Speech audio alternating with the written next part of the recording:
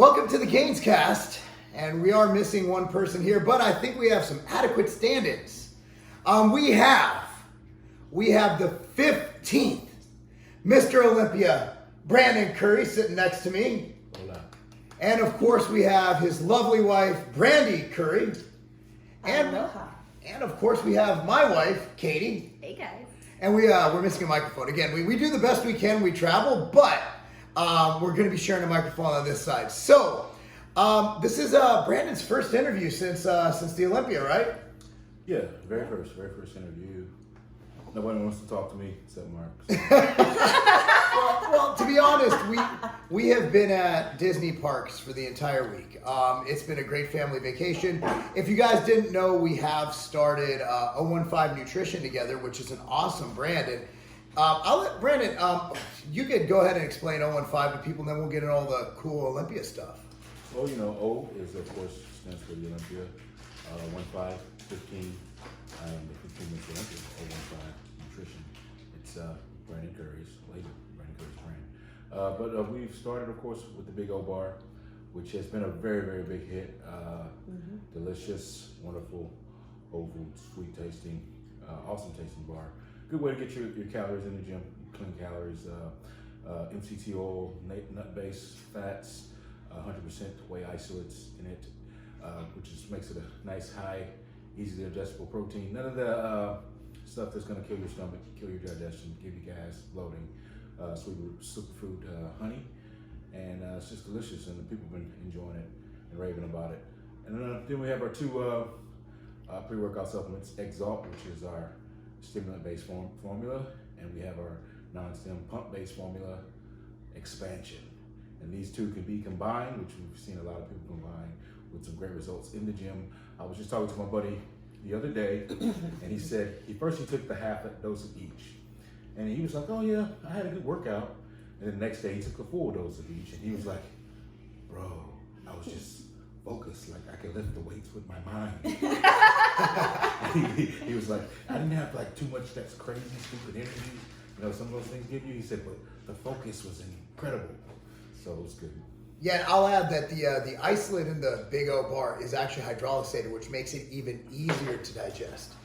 Because Brandon's a big fan of hydrolysate. I'm like, what kind of proteins? I like the hydrolysate. And so that's why we came together. We put together, you know, it's a superior bar. It's just superior. And it's big. It's got 460 and 470 calories. Yeah, 460, 480, I think. Oh my goodness. Yeah. We need to work harder and get up to 500, man. I think until we hit 500, we're just playing. But it's an honor to obviously work alongside this man. And we got some big things coming. And speaking of big things, the Olympia, man, what are your initial kind of reactions to the Olympia? When I say, tell us your experience with the Olympia. Like, what is your initial thought? Like, what comes to mind? Like, the Olympia was... The Olympia was quite the event of 2020. It was much of a, you know, I guess you could say it was kind of rushed and put together last minute, but it was quite the enjoyable circus, I would say. They did a very, very good job. We had the biggest stage that we ever had in the Olympia history. The production went along great. I don't think the athletes missed out on any of the experiences that we normally would have missed out on. Of course, things like the meet and greet or, you know, downsize a little bit to VIPs. So it wasn't as busy, but in a COVID year, you don't probably don't want it to be too busy. And the expo, of course, as you guys were there, wasn't super busy because of, you know, some of the restrictions and layouts and stuff and whatnot. But the Olympia as a whole was another good event, a very, very fan-festive event, and the crowd was there. I mean, the crowd was actually there, showing up in the building. So, and it was pay-per-view as well. So, professional pay-per-view that I didn't hear a lot of people complaining about, like they would the free live stream. And so I guess they did a very good job at doing the production of the pay-per-view as well. So, Yeah, it was, just to give credit where credit's due, like we've all put together events. They literally put this thing together in a couple weeks. And to move it across the country, and you got to give credit to Solomon and the team. Jake Wood, and everybody involved. To my girl, who I actually hired at Weider in 2002, Talene, who put together the expo. Like, these are good people doing good things, and they care about the sport. And that's the thing about this new group. and I can't overstate what they've done for the sport. Even something small like bringing back women's bodybuilding. Some people might be, well, they do that. Well, it just, for me, it shows a love for the sport. A love for all sections of the sport, not just a love for the men's side, not just the men's for the physique, love for the physique side, but you're showing a love for the overall sport and the pureness and the history of the sport. And women's bodybuilding with Corey Evers and Linda Murray and all those that followed them, to hear them talk about women's bodybuilding like that, it kind of made me realize, you know, we did miss out. And these guys, I think they're looking out for the betterment of the sport and the growth of the sport. And that made me excited to see that. And they're looking out for the fans, you know. As fans, you have your niches, you have what you like, there's things you don't like, but remember the fans that come to see the women's bodybuilding, they're coming to see the women's bodybuilding no matter what. They're going to support that side. So Jake is looking out for all the fans of the physique sports, and that's important in our sport. You know, we're looking out for all the fans. So one thing that I said a few times is that 2019, you won the Mr. Olympia, but I felt you peaked at the Arnold, and you had, obviously your body can only go through so much before it starts fighting back. And this year you took what everybody said, and instead of just blocking them and shutting them out, you did exactly what people told you to do, and that's come in sharper, crisper, and in my opinion, the best conditioning we've seen in decades, since I think 2003. I think it was the best conditioning we've seen on the Olympia stage in a long, long time, at least for someone who finishes in the top 5. You know what I mean? Like some guys will finish last, but they're not big enough, they don't have whatever the shape. But to come in and bring that conditioning, now, was that your game plan all along? Yeah, that was the big game plan all along. Just coming in sharp, not worried about anything else. So we knew we could stand on the stage, and we knew we had enough muscle. We just got to bring it in shredded, bring it in polished. And that's what we pushed to do. That was just the whole game plan for this year. We put that in mind when we would have to compete against, one of the conditioning guys himself, Phil Heath, of course. So we want to make sure we can come in and challenge him with some aesthetics and conditioning because we knew he was going to bring it. We didn't consider, what Prominent would bring because, of course, the inconsistencies there. But, so that was a surprise. So the game plan for next year may be a little different than that. That kind of leapfrogs me into another thing. Like Phil Heath, all we heard about this Olympia, and then we get to everything else later, is Phil Heath. What did it feel like? And I say this from like a respect standpoint, to stand next to Phil Heath, a man that, you actually, you saw coming up and you saw be at the top, 7-time Mr. Olympia. What was it like to stand on stage next to Phil Heath? Well, I have to say I was waiting for this day for a very, very, very, very long time. Just coming up with him, having the same coach at one point in time, seeing this guy charge through the ranks, and having respect for him as a bodybuilder. I was just waiting on the opportunity. We both knew this was going to happen. We had some, long time conversations about, facing each other eventually, who was going to be at the top. But it happened, and me just being there on stage with him, just looking at him beside me, being compared, it was surreal, and it was definitely an honor. And for me to be able to edge him out and bag up anything that I said leading into the competition was also excellent as well. So it was a victory on that note for sure. Yeah, that was one of the most, just for me from the inside, just looking in, it was like, this is kind of historical. You got a 7-time Mr. Olympia, Dexter Jackson, in his final show. Coming in, and you had 3 Mr. Olympias on the same stage. And then you had, of course, Rami. Now, coming out of prejudging, did you have any idea of what it was going to look like at night? Did you know from the call-outs? Were you up in the air? Did you think it was between you and Phil? Did you think Rami would come in better, harder? What was going through your mind after prejudging? Well, I knew they just kind of clustered, they just messed us up all with the call-outs and all with the switching around. Yeah, I figured Steve was playing some kind of Jedi mind tricks on the audience and the athletes because everybody was freaking confused, so we didn't know what was going on. As the night went on, past the prejudging, some things going on in my camp, so I kind of understood, what was going on after the fact. After some conversations went down, we knew Rami was going to be the guy to beat going into the finals. So, so we got that consensus, but that was way off the stage. That wasn't necessarily on the stage. So that was an interesting factor because we wasn't really expecting it.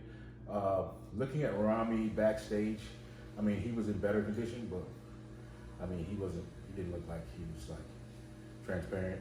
So I couldn't tell from, backstage what he would look like on stage, in a sense. So going into the prejudging, it wasn't really a factor in my mind that was who I was being compared against. Plus, I don't think we were ever standing side by side in prejudging, if I remember correctly. You did at first. Maybe if we were, it was brief. At the very beginning. It was brief, and then I remember being next to Phil a lot in the prejudging, way more than I was next to Rami. So it was interesting when I figured out that it was Rami that was going to be the guy to battle against in the finals. Yeah, I mean that was quite a sight to see. So Rami, you look at this guy. Here's a big guy. So you're a guy who's obviously big. You're the beefcake. I mean, so you're looking at Rami, and assuming Rami, with his new coach and everything, they're able to bring in conditioning again.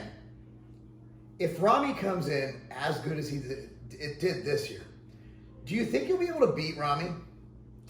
Yeah, I mean, Rami, he's a talent. He's an oddity. I mean, he brings the size to the stage, and when it's conditioned, I guess it's somewhat impressive. But my preference in bodybuilding, personally, is not a Rami style bodybuilder. When Rami first came into the industry, I won't name names. The people that even are in his camp now called him a bodyguard. So they really didn't think he had the, kind of aesthetics, the shapes, and everything to kind of stand out as a top bodybuilder. Eventually, after the New York or whatever, people started recognizing that he got that height, that he could be more than what some of the initial people thought he was going to be coming before that. So, he just didn't have some of the things and some of the, he had his crazy legs, of course, that were kind of out of proportion. He had some, looks, modalities in his look that kind of maybe didn't look as detailed or strident enough. Lumps in different areas that some people were criticizing. So we didn't know if the sport was going to lean towards that direction, considering all the previous champions that were ahead of this year's champion. So it's a surprise that the sport kind of is going in somewhat of that direction. But I mean, he did do the work. He did bring the improvements, and this was a much improved Rami. I know there's some debate out there on the internet. I've seen some comparison pictures with him with some other shows, and some people are questioning whether this was actually his best conditioning. But I think he brought enough to the stage to where, people were impressed as a whole with the Rami's look when you compare Rami to Rami.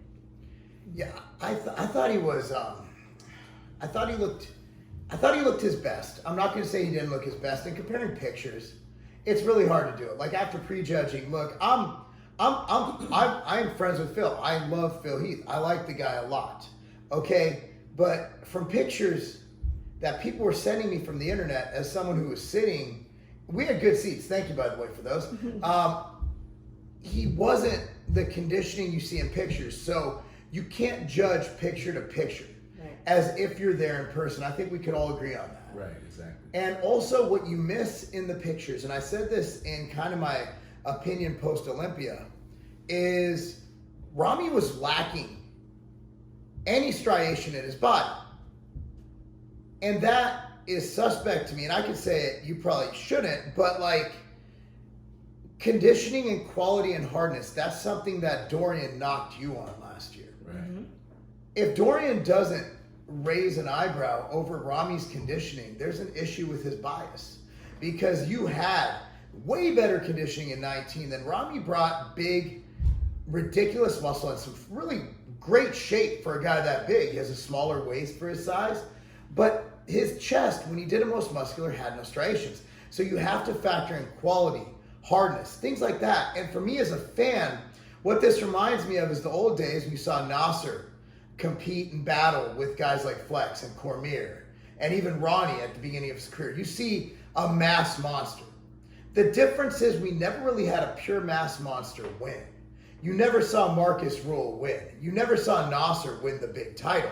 My fear is that we take this into that realm, the mass monster realm. We're in a good spot. Phil Heath, in his prime, phenomenal, streamlined physique. One of the best you'll ever see, ever. Exactly. Even Ronnie, even in his biggest days, had a shape and a quality, and he had glute striations and chest striations and just crazy graininess. And then you had Dorian, then you had E. Dexter, and then you had Sean, and then you, and then Rami.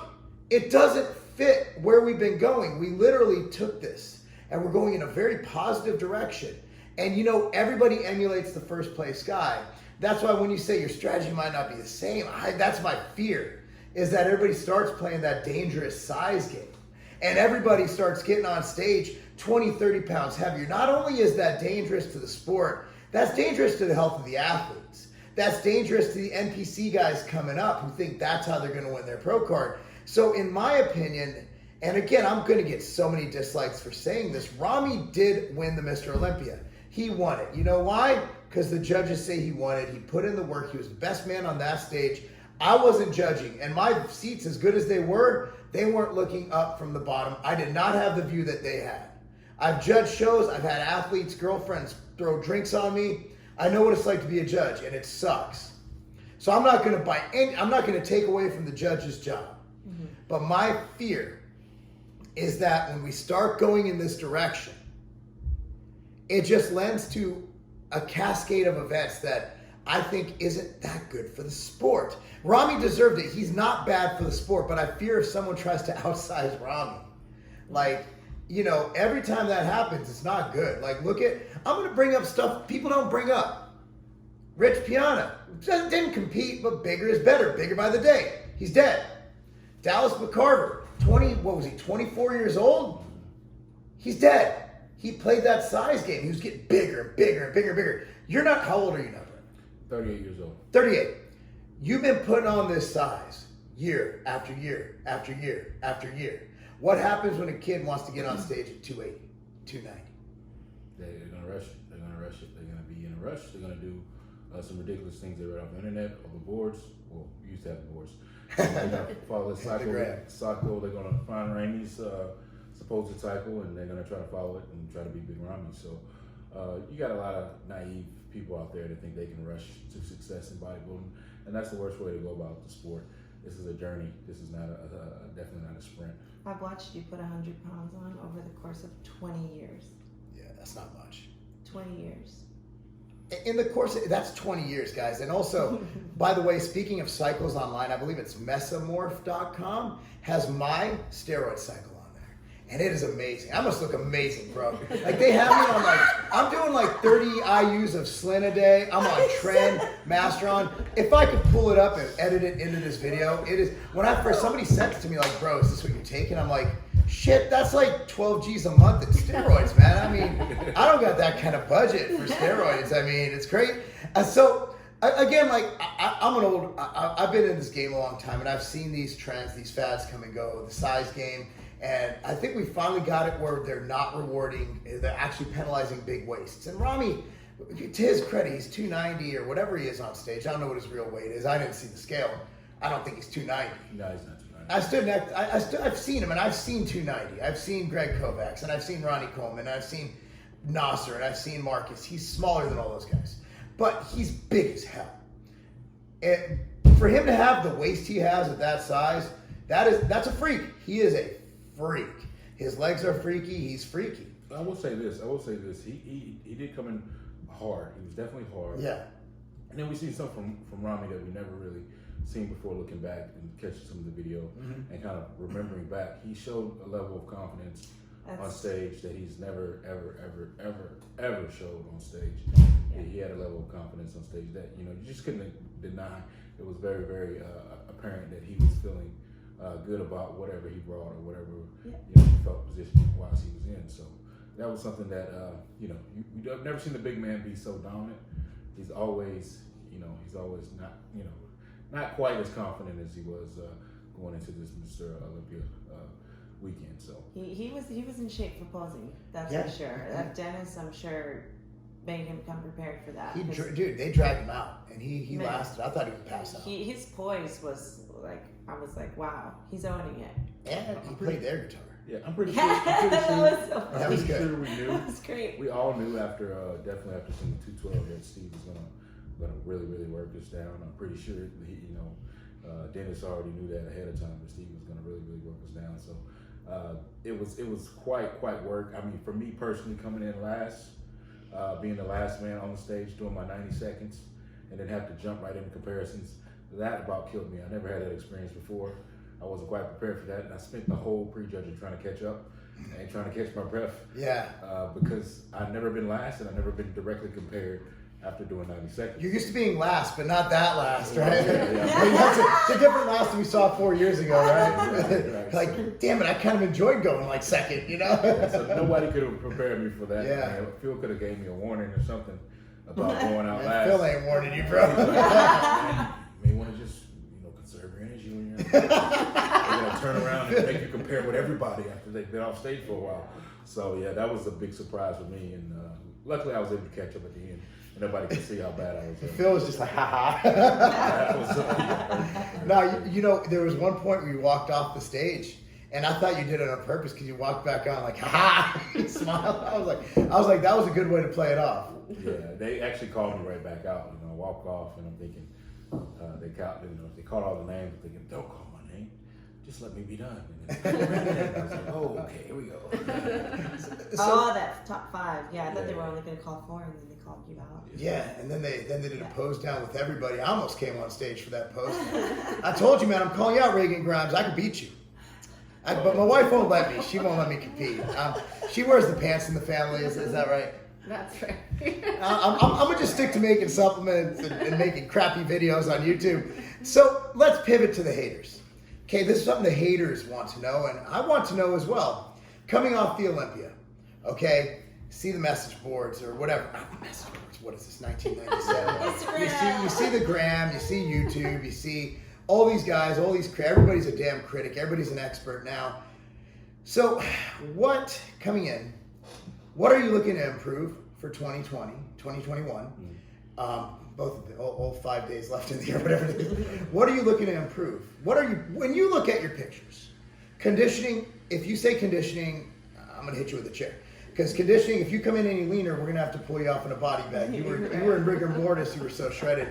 I don't want to hear conditioning. I don't think Brandy wants to hear conditioning because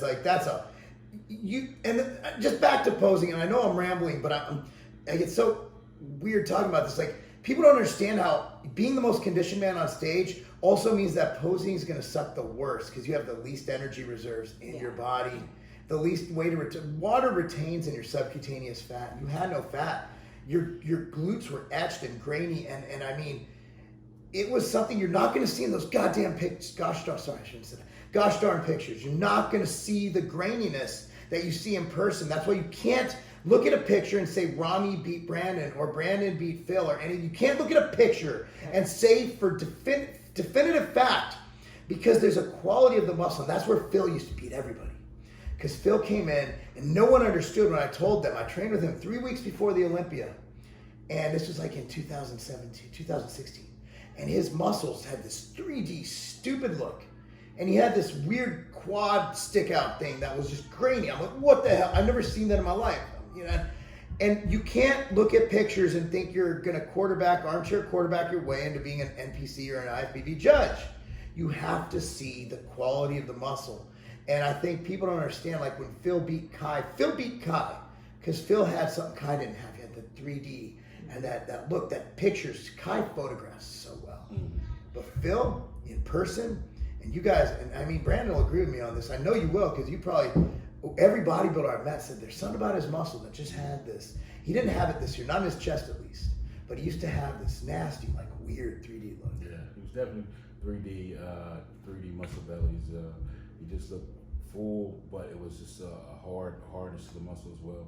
Very cartoonish, very, very cartoonish. So, but as far as improving for me, we're going to look to bring some more size back. I think I afforded to push myself down further than you probably needed to necessarily, given the kind of condition that I did, because that was the goal. So we can bring, compete against Rami, we can bring more fullness to the stage. Of course, we're going to continue to bring up the lower body. Sometimes when you're pulling down that far, you start to, lose a little bit of pop on some body parts, and that's pretty much what we saw, pushing down that far. So we're going to look to bring in more fullness downstairs, of course, and I think one of the things that we can really focus on as well is making sure that, let's see, what's the word for it? What's the word for it? I want to bring actually like, I'm always looking to bring a different kind of look to the stage. Yeah, we'll bring the conditioning. We're looking to bring conditioning, of course, back to the stage, but I want to bring a different kind of look, and that comes with muscle maturity. So I believe that another year of training, some experimental or some new kind of things I have access to in the gym that I heard about recently today. Merry Christmas to me. I think will really cater to being able to recover better, being able to rest better, sleep better, and make sure the muscles are continue to fire on all cylinders throughout the whole entire year, as well as a training modality that's a little bit different stimulus as well that we'll use sparingly here and there, especially on some of the weaker muscle groups to kind of bring them up in this season. So we're looking forward to, before I even get to Kuwait, having a different kind of body that we will just be able to improve on and polish by the time it's time to go into prep. So that's awesome. Just looking at here's another thing. I gotta ask this because I'm a little bit older than you. At 38 years old, do you think you can make gains? Do you think you can make those kind of gains, or do you think maybe it's? Well, I mean, Dexter made gains up until he was like 74. So I mean, Dexter kind of set the stage. Easily. We play a pretty conservative game. We're in it for the longer haul, and so I think I got plenty of room to work with, plenty of places I can improve upon in the year as long as we play it smart, and we let the body rest the way it needs to and bounce back the way it needs to. Fortunately for me, I've been able to get to the top and not just totally abuse my body in the process. So I'm really looking forward to what we can do after a little rest and regrouping and focus and therapy and whatnot, going into the 2021 season. Even though it should be a shorter season, just only focusing on Olympia, I think it's a good amount of time. Whether it happens in October, whether it happens in November, it still should be a good amount of time to regroup, rest, get my mind right. And as long as my coach is not too pissed off and ready to do this again, get back on that horse. And that man's gonna be pissed off. Abdullah's always mad. He's mad when he's happy. Like he was really happy after pre-jet, he was still mad. I love him. He tells you like it is. Yeah. That's a good dude. But so I want to get the bodybuilding nerd stuff out of the way, then get to what people really want to know. And that's kind of how you got into this, also with Brandy and shipping your ass off to Middle East. So next year, Big Ramy and you. That's who I see. It's always 1 and 2. This year, I believe Ramy kind of snuck in. It was you versus Phil. That's what everybody was talking about. Mm-hmm. Who do you see, other than Big Ramy and yourself, as the top 5? And do you think Phil will come back? I have to bring Phil up because Phil was let's be real, like people talked about him way too damn much as someone who didn't compete for a year and last time competed lost. But he deserved it. He's 7-time Mr. Olympia. But do you think this is it? Do you think he's going to try and make a comeback? And also, besides Phil, who do you think is going to be your main competition other than Ramy? Okay, well, we'll answer that question first. I think as long as we can, he can get back in the country, I think Hadi's going to be a very, very formidable competitor coming into this next Olympia. And if I talk to William, man, William's like he was on the Dexter tip backstage for a minute. Well, as long as he's coming back and he's focused, he'll always be one of those guys who's going to be in the mix as well. But I see those two as being for sure ready to come back and be on fire. The next, as far as Phil's concerned, it depends on what Phil needs to do. I mean, he's got to make a living. He's got to make a life for himself. Yeah. And depending on where he's at and what bodybuilding fits in that picture, I think it's a very, very good possibility he'll be back. I even heard something about him maybe going back and competing at the Arnold recently. I don't know, it's fresh news, but it's very, very much a possibility. Top 3 at the Olympia. I'd love to see Phil back on stage. I think he adds a. You know what? Honestly, like he made the press conference fun. Yeah. Like, he's just because feels like you never know what Phil's gonna say. He's become that guy. By the way, guys, we do have a house full of kids. If you hear any screaming in the background, there's nothing weird going on here. This is an Airbnb. Well, Yeah. and you forgot to mention why they're dressed like that. Oh yeah, this is just a normal, You normal know. Friday. We do this every week. We do so we're at an Airbnb. It is Christmas, so that is why. We'll get this up as soon as possible. But if you're watching this in March, like why the hell is Brandon Curry? They're gonna be watching 30 minutes of this thing like, why is he dressed like a large candy cane? And his wife matches. This is so weird. It's Christmas time. Christmas Day. Christmas Day. And I gave him his pajamas last night. He actually looked at me and goes, "Are those really for me?" I was like, "Yes, it is." He looked amazing. He looked amazing. So Brandy. Yes. So you're the most happily married single mom I've ever met. Because my wife is single a lot because I travel a lot. But she actually is not happy at all. I don't know what I'm doing as a husband. Sending Brandon off to Kuwait. The first thing we asked you, I think we sat down at dinner at my house, and I'm like, so when Brandon decided to go to Kuwait, like, you're like, no, I sent him away. Like, he's gone. And how is that? Like, how? So knowing he's over there, and obviously we kind of know a little bit, but he's in Kuwait. Like, what goes through your mind that entire prep? Like, what's it like? Obviously, you have 4 kids, practices in 5 different cities. Like, how? I don't know. Okay, that works. I don't Next know. question. I just one day at a time, and luckily, I've been doing this long enough to where at the very beginning, that's when it was really, really hard. Yeah. Because I didn't really know any of the other families yet. I didn't really have my own community built up yet. So by now, you're talking his 4th year away, and 4th year where I have, well, not 4th year where all 4 of them are in sports, but my community has grown.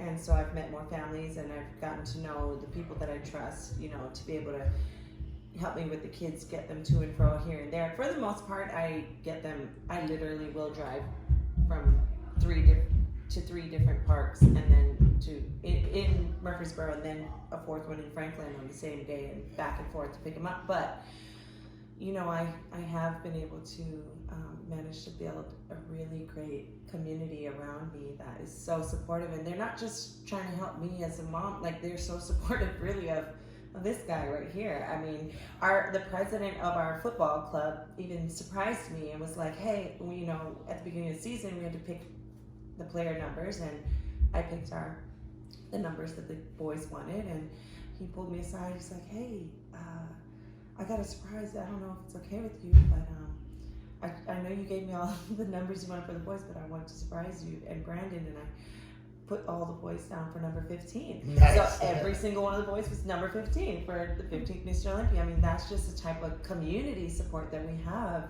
all around us. And they will go to, the ends of the earth is, pretty much to be able to support whatever it is that we're doing and whatever it is that he's doing. He's given back to the kids, and to, we do our best to help the community however we can. So, it's reciprocated. It's awesome. And we got a national championship. Oh Yes. man, Yeah. championship, yes. Black men blaze. It worked out. It worked out great. So on to like nutrition. A lot of people ask, what the hell do you eat? Like, so going into the contest, a lot of people, like, this is a big thing. Is that diet people say you can't get lean on carbs, you can't do this. So everybody's like, well, what do those guys eat? It's like, so generally speaking, not like breaking down, obviously you guys can't eat as much as Brandon. I'm sure he burns a lot more calories than you. The bigger you are. So let's say your typical day, 5 weeks out. Like your typical diet day, and this could be a video on its own, seriously.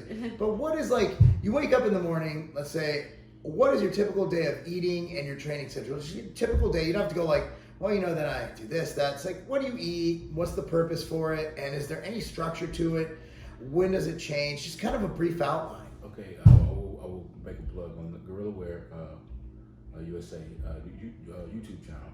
They followed me on a full day of eating. Nice. I have a video on that. I'll link it down below. Yeah, there's something, I don't know if it's maybe 5-6 weeks out or something like that. But yeah, that kind of followed me. But in general, I wake up and I do my cardio every morning. So let's see, around 5 week out, it may be around I think we were on 35 minutes, 40 minutes in the morning. What kind of cardio? Typically, I will do the Cybex arc. You can kind of cut the step meal out towards the end. Or if it's a before leg day or something, I may do a recumbent bike or something to give my legs a little bit more rest before going into cardio that morning, that evening, and then or afternoon, I should say. But after I finish cardio, I will walk right directly down the street to Grams, which is a restaurant that Battle Dad owns, and it's called Grams because literally you can get things there by the gram. And basically, I get an omelet there. So we eat about I think it's like 7 egg white omelet, maybe like 3 whole eggs, with some mashed potatoes. I make me mashed potatoes, probably about, I think in the morning it's about 250 grams of mashed potatoes. So that's breakfast. Is that about 60 grams of carbs, somewhere in there? I'm trying to do my math. But Not the milky buttery mashed potatoes, guys. yeah, guys, it's not actually, gram doesn't mean your grandma's mashed potatoes. Cause I guarantee you she ain't making them like Brandon Curry's eating. Now, it's not Brandon Curry's grandmom ain't making it like that. Like, No. She's having us fried chicken at football games. Yeah, his mom. So typically from there we go to chicken. So we have chicken, maybe 1 or 2 meals. I do about 250 grams of chicken per meal, or fish, chicken, whatever it may be, 250 grams. And then I think we had, this is my memory, because my diet has changed so much in a matter of time. We probably do like 200 grams of rice.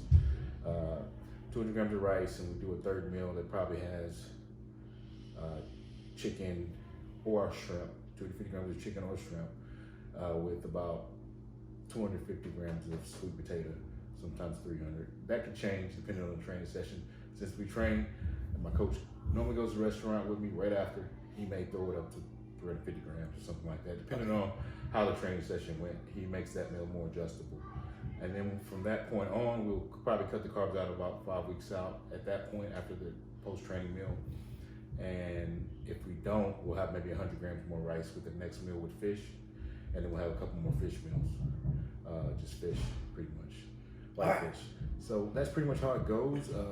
Whenever my coach feels like I'm depleting too fast, he may throw steak in to kind of bring my body back to life a little bit more with some little fats in the steak, or we may go to Cheesecake Factory, eat some salmon, something of that nature. Those fatty sources of meat typically kind of pull me out of what we call maybe like an over depleted state, just by bringing some fats in.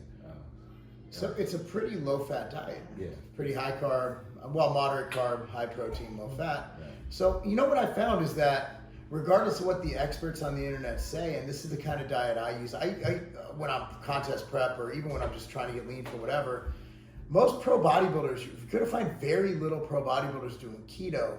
And my theory on that is we just train too hard. Your body loves glycogen, and you just can't get the training intensity low carb. You just can't. I've done it, and it was horrible. You just can't eke out those extra reps, and glucose is your body's preferred energy source. I've done it too, and I ended up just trying to get hard and grainy like they wanted me to in the past, and I just ended up smaller and softer. Yeah, wasn't that 2016? You did that, and that was when he was the smallest. Yeah, and he got last place with it. And being a bodybuilder, you want to actually make your body adaptive to holding glycogen for that fullness and fullness effect. And if you're not eating any, you can't rely on that last bit of carb load to have that impact happen. So I think you kind of train your body to use glycogen in the proper way by keeping it in the diet. As you diet, whether you're fluctuating the amounts or whatnot, you're actually training your body to use that and keep that muscle fuller, rounder, more hydrated. And then when you go into the contest, a little depletion maybe will sensitize it a little bit, and the body's ready to respond. Because I think you lose the enzymes and stuff to kind of digest the carbohydrates at a certain rate, and you cater them more to fat when you switch to the high fat sources in the keto style diet, which makes you more efficient at digesting fats. But going the other direction, when you're trying to load and get that full effect, it can hit you in the butt without using things like some people can't use in some organizations. So. Yeah, or just people who just don't want to die. I mean, I'm just throwing it out there, My whole thing is we can throw all the diet stuff and the theories and this, that, and bodybuilding is a different kind of diet. Like general health and fitness isn't necessarily bodybuilding and performance. And I always say in high impact, high intensity performance sports, you're not going to get by with a lower carb diet. Fat can be an energy source. Your body can derive energy from ketones. It's great for the brain. And I like fats. I love fats. But if you're looking at getting ready for a show, you're right. It's something called being fat adapted. And your body becomes fat adapted where it becomes able to burn more fat and use fat for energy and becomes more efficient at getting into ketosis, which provides you that energy source. But there's that, what is it called when you go into ketosis? And there's that 3 day window where you just feel like you're horrible. Yeah. It's like the keto flu or whatever. Yeah, the keto flu, it's switching energy sources. So imagine doing that a week out from the show and you're trying to load carbs. Your body doesn't know what to do with that. And that's the problem with some of these guys who come in and they're like, oh, low carb's great. Well, it may be great for some reasons for people with, maybe type 2 diabetes or epilepsy. But for people who, a lot of things. But bodybuilders generally aren't going to be insulin resistant. Right, too much muscle, right? Too much muscle. We train too hard. There's a lot of GLUT4 receptor action going on from all the training. And so what are you two looking forward to most now that you're back home? Keep it rated G. It's a family show. She can't say anything. He's blushing. You just can't tell. We need the kids to stay with us for a few days. I'm looking forward to I'm looking forward to waking up next to my husband. Dressed like that every night. Well, he sleeps naked, so that's still appropriate. Yeah, he won't. Well, thank God we didn't go into their room. Did you hear the story? And I don't know if this was told to me when I was at Weider. Ben Weider, for a while, he was really pushing, and I'm 90% sure this is true, but I never asked Ben himself, and unless I get it from the source. But Ben Weider was pushing for a while to have bodybuilding be completely nude. What? Wow. So you could judge the entire, I'm not even joking, so you could judge the entire physique. Physique? Obviously, Bo Lewis would have done great. How did I say that out loud? I'm sorry. I didn't know that. Shout out to Bo. Dude, he's got memes about him. I'm sorry. The cat's out of the bag. Or whatever you call that thing he has. I think Fuad on his podcast called it a kickstand. Yeah, kickstand. That's what But Bo was like, man, come on now. I'm trying to win the Olympia, man. Yo, think it's a game. I'm trying to win the Olympia. So would you be in favor of nude bodybuilding? No, I wouldn't be. Hey, I was not in favor of being on stage and posing front. Really? When it was presented to me, that's what I told her when she said I should be. Yeah, we were 17. I don't want to be on stage in no Speedo. So you should be bodybuilding when we grow up. He's like, never. When we grow up. So you guys have known each other since high school. 20 years now. This- We were 17. We kind of have a similar story. So you don't see that much, at least at one table. We've known each other that long. Yeah. What has been the biggest change you've seen in one another throughout the years, other than maturity, obviously, and different things? But what would you think would be the main character development that has come across? Because Katie could probably say a few, because I was a real jerk. Now, she hasn't changed at all. No maturity. I think I'm just better at actually listening to my wife and what she has to say. When at first I was just an egomaniac and disregarded all her advice. He did have a lot of ego problems, believe it or not. I think a lot of people look at him as his, for his humility, but he was not always that way. No. Not me. And it was rough for me, because I come from a humble place, and we were always, humility was something that was embedded in us, and I mean, Brandon he didn't have it in him. I'll be honest, and I can't tell you how many times I just wanted to smack him. I didn't have any humbling experiences growing up, unfortunately. No. Well, you were like a baller, though. You were like a great football player. You just were the guy. It took bodybuilding to kind of bring me back to reality. Yeah, I think the hardest was when he was on this high horse and up until he turned pro, and it was easy for him along the way. And then when he got his pro debut, you know, I competed in figure division as an amateur in his pro debut. It was Tim Gardner's, the Tampa Pro, and they had the amateur division, and I did the figure to do it with him, and I won the overall, and he got like 6th or 7th place. Yeah, and I felt I couldn't celebrate. He was pissed. I mean, he was used to winning everything, you know, and I was like, I just had, our baby was 6-7 months old, and I was winning everything that year. I won a lot. Yeah, I don't know why I thought I should win everything. It's not like I knew what I was doing. Right. But you were used to that, and I was like, man, this is taken away from my wins here. Yeah, I think we all, I mean, there's a huge difference. That's why I think, you know, it's like you look at marriage, and marriage is, and just knowing someone for that long, like, you know, man, you guys have always, no, man, we had a period of time where I didn't like her at all. It was like yesterday. But no, it was like 5 o'clock when I was hungry and we were waiting to get food. I lost my shit the other day. I was so hungry. I remember. They told us, now we were walking out of Universal. I was hungry, and she's like, and I took my mask off. I'm like, I can breathe. Then she's like, we're going to the parking lot. Should put your mask on. I'm like, no, I'm leaving anyway. Kick me out. And I'm like, and then I threw a fit about the masks. But you were like 20 feet away from your car. Yeah, it was weird, but so I want to state, I was actually going to do a video about this today, but then I got stuck. I was writing that program. I don't do resolutions, but I really need one. Is that I was good at this for like an hour, and I'm really not good at like thinking before I do stuff. It's a good thing where like I can make swift decisions as a manager. But in like life, it's not that good, and I overreact a little bit. You could disagree. No, you do. You overreact. Yeah, I do. Especially when you're hangry. Yeah. I need to eat more. Is what I need to eat more Big O Bar samples. Those were the best. Yeah, Those are the best. That I guy. on the cart. I'm like, let me not eat a whole one because I know we're gonna eat soon. I made the mistake so they're so good. I'm gonna just eat half this bar, and I knew we were on our way to lunch, but I was getting hangry, and I ate the whole 100-gram bar. And I got to lunch, and I'm like, I'm gonna have to force this down. Yeah. Like that thing fills you up. So outside of bodybuilding, you're back home. Your kids are killing it in sports. They all play. We have football and Zoe in soccer. Mm-hmm. Right. As soon as we get back, I mean, wrestling season has been in since October, but we usually don't ever get to start until the tail end of wrestling. But our boys, you know, they wrestle. I mean, depending on what happens with the whole restrictions and stuff on sports, you know, we've got I was hoping to get the boys into flag football in the spring. Yeah. There's track and field in the summer. We didn't get to do track last year because track was canceled.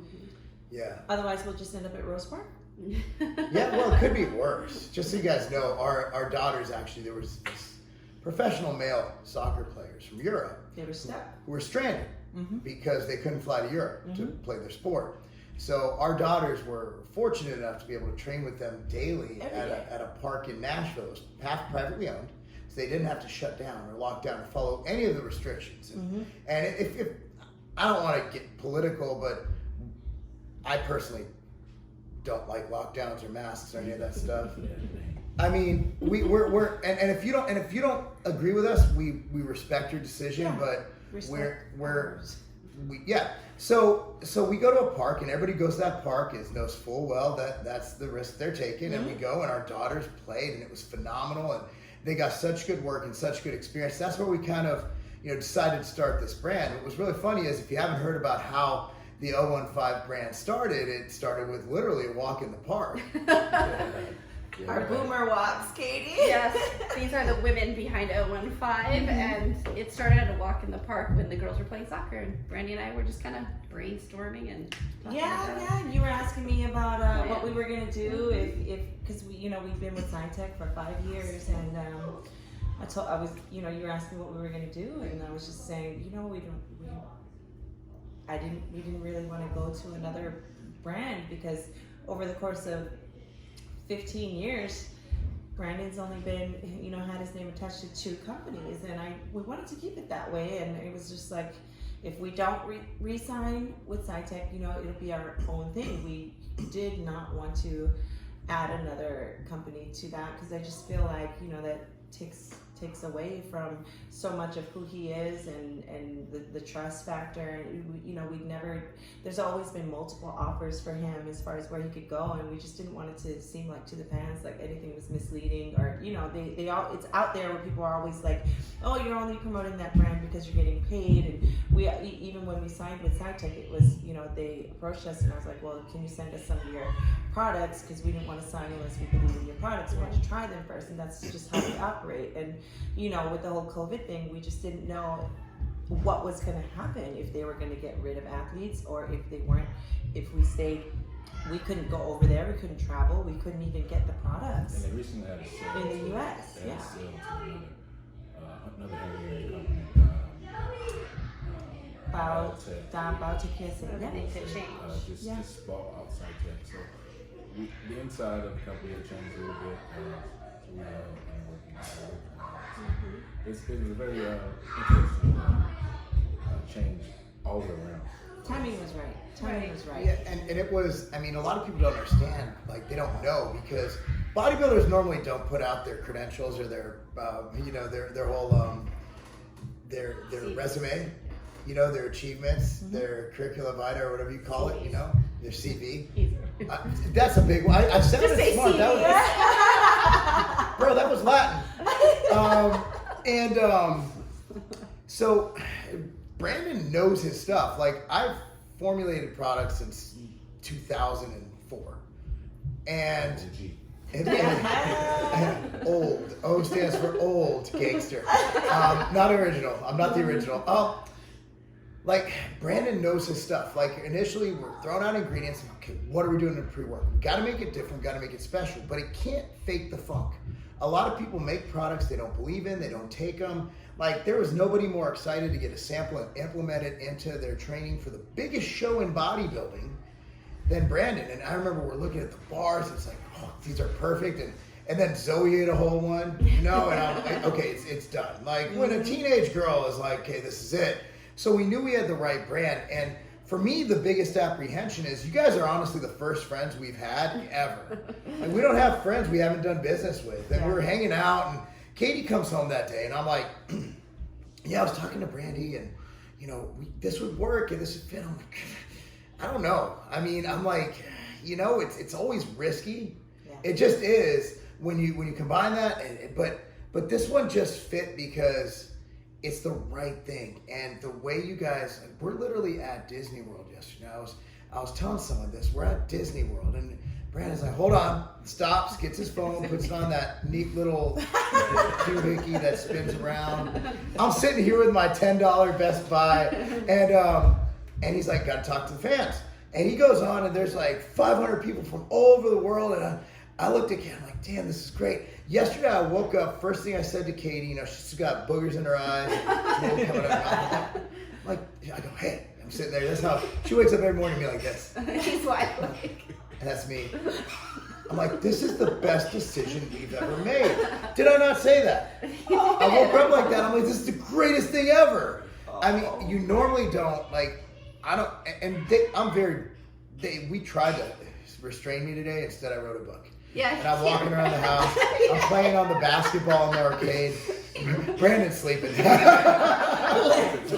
wide open. I'm offering to vacuum the house. I don't vacuum the house. My parents are vacuum around here tomorrow. I've already packed. We're not leaving for 2 days. I can't vacate. And for those of you wondering, is Mark ever going to leave the industry? Apparently today has clarified that answer is no.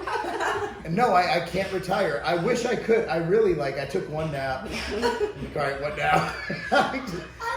There was like just me and Max, and then it's like back. 7:30 in the morning. Here comes Mark coming in the house from the gym. I'm like, did you just come from the gym? Yeah, actually. Good morning. So, but just kind of like getting in, and we'll wrap this up. But we'll have a lot going on this year. I think living close to you guys, like even my own warehouse is 4.5 hours away. Like the amount of content. And of course on your channel, Brandon. And what is your channel's name? Brandon Curry All Access. So all one word. Yes. And that's on YouTube and of course on Instagram, Brandon Curry. But a lot of cool stuff, like more access than any top level Olympia competitor, Olympia winner, Mr. Olympia has ever given anybody. And I think you've given them more access to the fans this week. After the like you should be in seclusion and just doing your thing, but you wouldn't take a week. You've been answering things, you've been answering DMs, I mean, replying to people on your personal Instagram page. There has never been a more, you talk about the People's Choice Award, and you know what? I think if you went beyond the bodybuilding stage, like there's not 1.1 million bodybuilding watchers. The Olympia sold out, yes, but that was what, 1,500 people? 2,500. 2,500. All right. 1.1 million followers. That's more than live stream. That's more there. Brandon goes beyond the Olympia stage. The following for Brandon is not just people who like seeing bodybuilding. It's people who want to improve themselves and who enjoy what he puts out. Like you have everything from bodybuilding pictures to Zoe practicing soccer to whatever. Like it's the most diverse page. To Max Ballin. Well, I want to give the girls some love. Max has gotten older. I know. I mean, you got to give the other kids credit. Forget about the other kids. Wow. I don't even talk about Preston anymore, but he's so disappointing. But well, Zoe, I mean, yeah, I told you about that call I got a couple weeks ago. I mean, Zoe's going. I think Zoe and Cammie both are the same person. Yeah. Embodiment of like similar. Yeah, they're special girls, man. Yeah, they're just another level. But your kids are another level, and that's what people come to see. Is Brandon brings something to the bodybuilding world that we've needed for a long time, and that's the fact that family values are a part of our sport. If you think about it, should be, because our sport should be about commitment and goal setting, and we haven't had that. Instead, we get more gossipy stuff. Mm-hmm. But you find a Mr. Olympia who embodies that drive, that spirit, and basically living the American dream, coming from last place to first place, and doing it and inspiring those along the way. And that's what made everything make sense. And that's why I don't think, unless it was Brandon's own brand, it would make sense. You know, all I do is I'm in the background just making sure stuff goes where it goes, making sure everything's on point logistically. But I don't think there's a brand out there that could represent what Brandon Curry represents unless it was Brandon Curry's brand. That's my opinion. Hey, I like your opinion. But man, so wrapping it up, just about an hour. Anything you want to say, Katie? No, I mean, the launch of the company has gone amazing. I think we work very well together, and we're appreciative of everyone who's supporting the brand. It's available at Tiger Fitness. Hey, shout out to all my friends sending me all the stuff that they bought. And, oh man, and all the fans that are tagging us with like keep doing their reviews. It's awesome. We're going to be looking for some people to represent the brand, Yep. and so go ahead and buy your products and give us your reviews. Be creative, and you never know, we may feature you. We got something coming. Oh yeah, we got a lot coming this year. But thank you so much for watching, guys. Brandon Curry, any final words for everybody? Hey, it's been great. First of all, I want to say this: don't feel sorry for me, please. Getting second place and beating Phil Heath and it's not the most terrible thing in the world. We've been in last place more than once. I'm not broken. It's bodybuilding. I've lost a lot. Probably lost way more than I won. So I'm feeling great. Things are going great, and I'm a very blessed person. So thank you guys for all your cares and support. But Brandon's gonna be okay. Trust me. and he's gonna win. Yes. 20. Hey, what's going on, guys? It's your Mr. Olympia champion here, Brandon Curry, with a huge announcement. Been waiting to make this announcement for a while now. We've been working hard behind the scenes to release this, but now it's time, guys. It's time that I started my own brand, guys, and that's what this announcement is about. I've started my own brand, 015 Nutrition, guys. 015 Nutrition, yes, the O is for Olympia, the 15 is for 15, number 15. Number 15, Mr. Olympia, 015 Nutrition. There you go, guys. That's how we came up with the name. And guys, we're very, very excited to be releasing scientifically dosed supplements on this market, guys, right now, coming to you very, very soon, guys. We're very excited. And guys, I just want to say, I really, really appreciate your support. You guys, of course, I've been with a couple companies and I've been traveling around the world promoting the brands. SciTech Nutrition, of course, is the last brand I'm with. They help me understand about the quality and diversity of different products, the different formulations that I like. And guys, I've been able to put something very, very special together for you guys on this new release. First, let's talk about the products that are coming out to you. We got 5 products to start out with this release. From this December to January, these products will be released on the market at tigerfitness.com is our first online retailer. Tigerfitness.com. This is where you want to get these products. We got a pre-workout called Exalt. Yes, pre-workout called Exalt. We have a non-stim formula called Expansion. We got a whey protein hydroxylate formula called Big Hydro. We got a gut formula for you guys, a prebiotic called Happy Guts. And we got a real food protein bar called Big O. Yes, Big O, guys. And these are the products that we're just happy to bring you. We've been working very, very hard to get you some quality products on the market, working on different formulations to try to give you the best of the best. Of course, something Mr. Olympia, of course, will use and approve for you guys, guys. So I'm very, very happy to have these products on the market, guys, for you guys to be using.